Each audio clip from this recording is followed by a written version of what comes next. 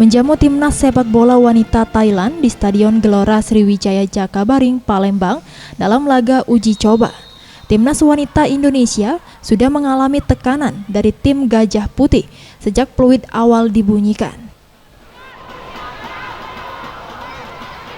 Terbukti, pada menit ketiga, timnas Thailand melalui Sepakan Tanakandangda berhasil menggetarkan jala timnas sepak bola Indonesia dan sekaligus pembuka pesta gol timnas wanita Thailand.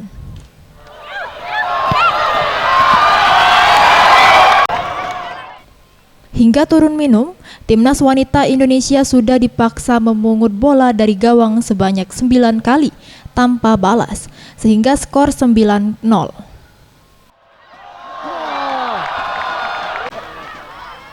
Pada babak kedua, timnas wanita Thailand yang notabene wakil Piala AFF pada Piala Dunia Putri 2019 ini kembali tampil beringas, terus memberikan tekanan kepada timnas Indonesia hingga pada menit ke-86.